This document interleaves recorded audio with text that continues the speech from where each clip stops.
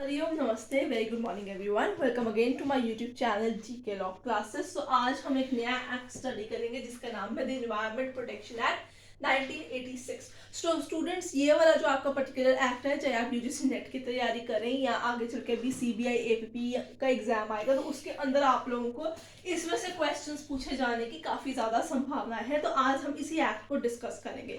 In all probability हम इसे part 1 में ही वाइंड अप कर देंगे, बट अगर हमें लगा एक्ट थोड़ा बड़ा जा रहा है तो हम पार्ट 2 भी इसका डेफिनेटली लेके आएंगे।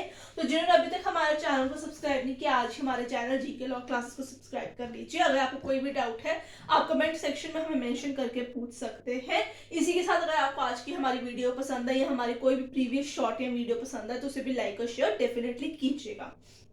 तो आइए स्टार्ट करते हैं विद एनवायरनमेंट प्रोटेक्शन एक्ट 1986। तो एनवायरनमेंट प्रोटेक्शन एक्ट का शॉर्ट फॉर्म होता है ईपीए। तो जब भी हम इसे स्टडी करते हैं it is a major environmental law. तो ये बहुत ही इंपॉर्टेंट एस्पेक्ट प्ले करता है। स्टार्ट करेंगे विद द हाइलाइट्स यानी कि the background of this act. तो सबसे पहले ये एक्ट जो था, इंडिया ने जब इस चीज की तरफ जो है एक कदम बढ़ाने की शुरुआत की for the protection and the improvement of environment, for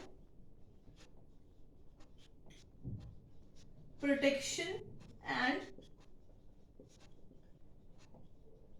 improvement of environment।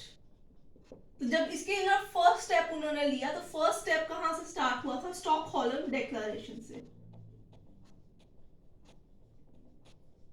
ठीक है, so this was the first declaration of 1972, जब सरकार को ये चीज का फेल्ट हुआ कि yes we do need a comprehensive legislation for the protection and improvement of environment in India. तो स्टॉकहोल्म डिक्लेरेशन का पूरा नाम था UN conference on human environment, to which India was a party.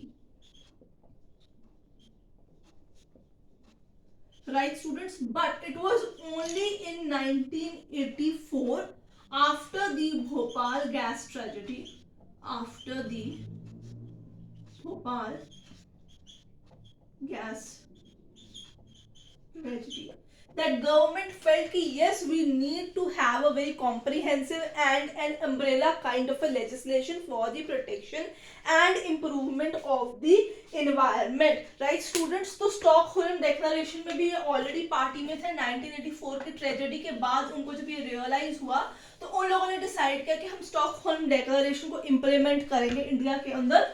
और article number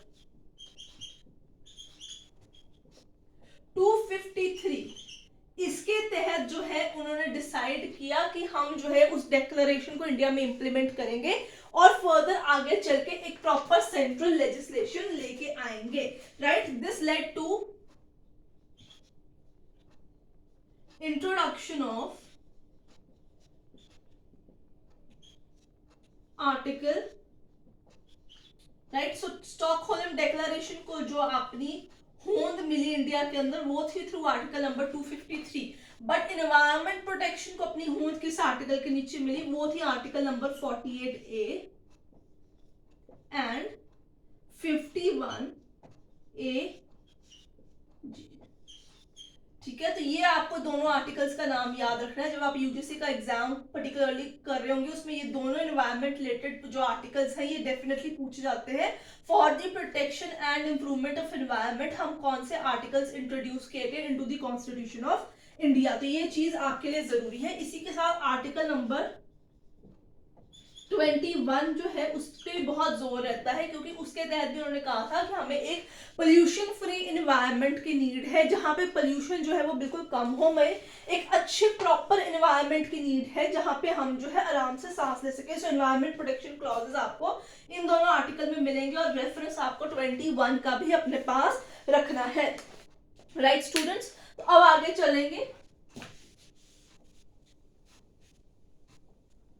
Right, so what is the main authority? So Environment Protection Act की main authority जो है सबसे पहले हम उस पर फोकस करेंगे।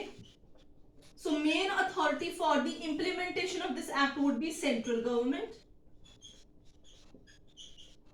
Right, it has total 26 sections। तो ये सिर्फ 26 sections का एक छोटा सा कॉम्प्रिहेंसिव अम्ब्रेला एक्ट है। What is an umbrella act? मैं बार बार कह रही हूँ, वो एक्ट जिसकी इंप्लीमेंटेशन पे इतना फोकस नहीं होता, बस उसका एक मेन एरिया होता है जिसको वो कवर कर लेता है। So it is a comprehensive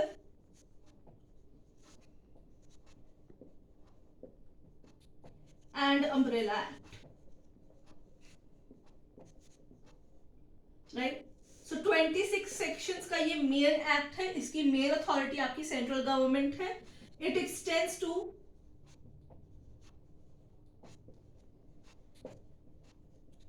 whole of India including Jammu and Kashmir. तो ये सब जगह यहाँ पे लागू होता है। इस चीज का आपको ध्यान रखना है, क्योंकि अब ये सीबीआई एपीपी हमने प्रीवियस पेपर्स देखे हैं, तो उसके अंदर हमने देखा कि एनवायरमेंट से इतने पर्टिकुलर हमें कहीं कहीं बहुत रेयर ही रादर क्वेश्चंस पूछे गए हैं, बट इस वाली चांसेस है कि सिलेबस के अंदर ऑलरेडी एक्ट बहुत कम है, तो उस पर डेफिनेटली आपसे क्वेश्चंस जो है पूछे जाएंगे। तो हम जो है इस पर्टिकुलर वीडियो के अंदर या वीडियोस के अंदर सिर्फ जो अपने पर्टिकुलर सेक्शंस हैं उन्हीं को फोकस करेंगे, इन डिटेल में हम नहीं जाएंगे, राइट। अगला सेक्शन देखिए। So will proceed with section number 2, that is definitions.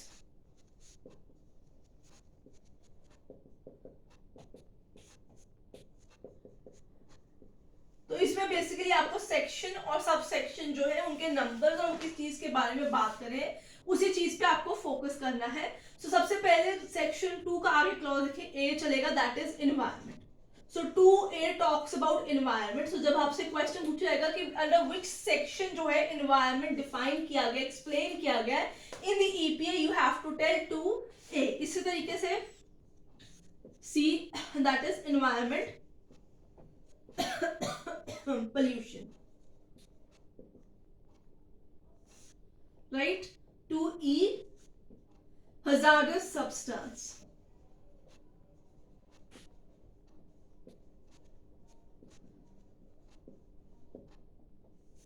so basically A to G जो आपके आगे सब पार्ट्स है अंदर सेक्शन नंबर 2, उसके अंदर आपको सारी डेफिनेशन मिल जाएंगी, जिसमें से ये तीनों जो है ये इंपॉर्टेंट रहेंगी। तो आपको ये जो है सेक्शन और उनके क्लॉज का नंबर जो है ये आपको यहाँ पे याद रखना होगा। This is an essential thing.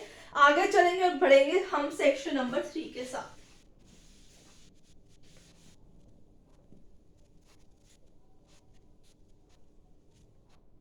Right. So section number 3 पे चलते हैं हम लोग। बहुत ही इजी एक्ट है, इसमें डिफिकल्टी कुछ भी नहीं है। सीधा अगर आप simple first line of the section ही पढ़ लेंगे तो आपको इजीली समझ में आ जाएगा ये कहना क्या चाह रहा है, ठीक है। पावर ऑफ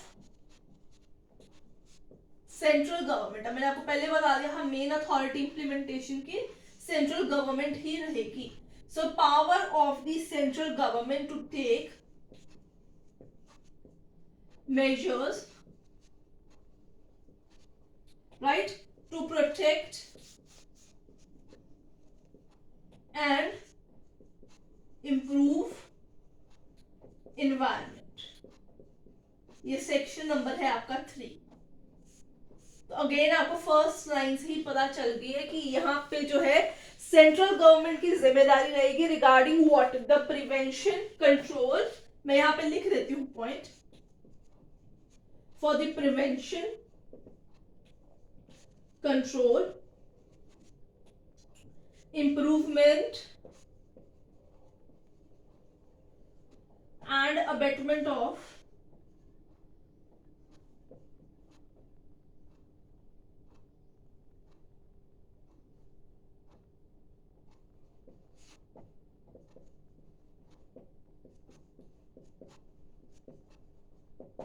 सो बेसिकली यहाँ पे सेंट्रल गवर्नमेंट की जवाबदारी है कि उन्हें हर हालत में इंडिया के अंदर एनवायरनमेंट को प्रोटेक्ट करना है, उसकी क्वालिटी को इम्प्रूव करना है। सो प्रिवेंशन, कंट्रोल, इंप्रूवमेंट, बेटरमेंट, ये सारी चीजों की जिम्मेदारी सेंट्रल गवर्नमेंट की ही रहती है।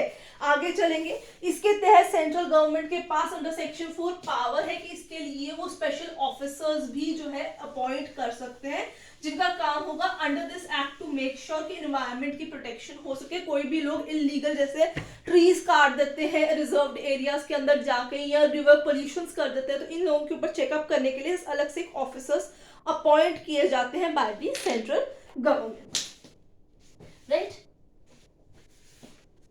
So a power to appoint officers, power to appoint officers. तो ये सेंट्रल गवर्नमेंट के पास पावर है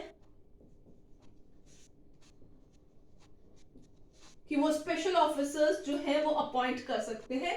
डेलीगेशन ऑफ अथॉरिटी, यहाँ पे आप वर्ड याद रख सकते हैं, डेलीगेशन ऑफ अथॉरिटी. सो वो यहाँ पे डेलीगेट कर देंगे अपनी power for the protection. Power to give directions, power to give directions. ये साइमल्टेनियसली ही साथ साथ में जो है इकट्ठे आपके पास सेक्शंस आ रहे हैं. कुछ बात ऊपर के सेक्शन में बोली गई, कुछ बात नीचे में बोली गई, और बस सेक्शन की लेंथ इंक्रीज करनी. बात यहाँ पे यही है कि वो ऑफिसर्स अपॉइंट करेंगे, फिर उनको डेलीगेट कर देंगे, डायरेक्शंस दे देंगे उन लोगों को यहाँ पे कि आपने किस तरीके से इस एक्ट के नीचे जो है काम करना है. टू एनी पर्सन, ऑफिसर और अथॉरिटी. डायरेक्शंस कैसी कैसी दी जा सकती है यहाँ पे, राइट. जैसे कि to close, right, prohibit, regulate any industry,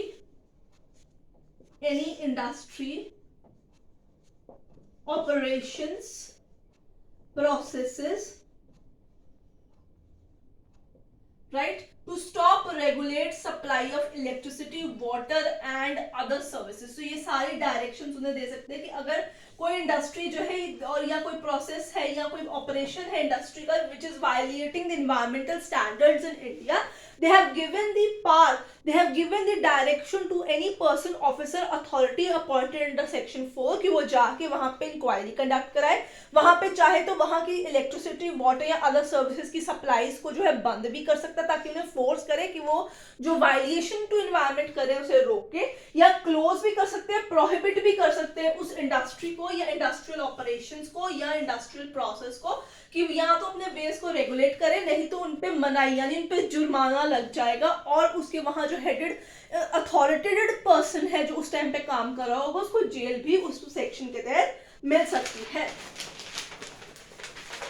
जो चीजें मैं आप लोगों को यहाँ पे बता रही हूँ, बोर्ड पे नहीं लिख रही हूँ, बोल के बता रही हूँ, उसे as it is simultaneously section के साथ पेन डाउन डेफिनेटली कीजिएगा. इससे आपको सेक्शन को समझने में और याद रखने में बहुत ज्यादा आसानी होगी. So in case if you have any kind of doubt, let me know in the comment section. अगर आप लोगों को लगता है कि आपको कोई भी PDF फॉर्मेट में हमसे नोट्स चाहिए regarding any of this particular act या कोई भी और लीगल सब्जेक्ट के रिगार्डिंग या MCQ स्टार्टअप एक्ट चाहिए, तो आप कमेंट सेक्शन में हमें पूछ सकते हैं. हम आपको व्हाट्सएप नंबर प्रोवाइड करेंगे जिसपे आप मैसेज करके जान सकते हैं एट व्हाट कॉस्ट आपको वो पर्टिकुलर PDF फॉर्मेट के अंदर आपको वो फाइल मिल जाएगी. राइट स्टूडेंट्स, आगे है power of entry inspection. Power of entry and inspection.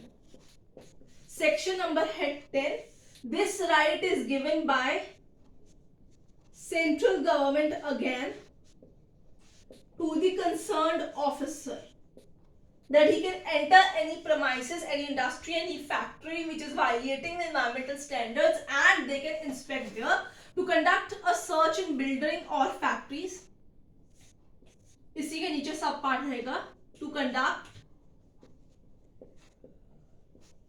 search in factories or buildings or any kind of premises violating the environment standards, examine,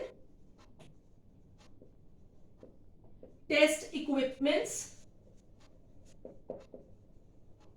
record the registers of the industrial plants, records etc. of industrial, IND means industrial plants.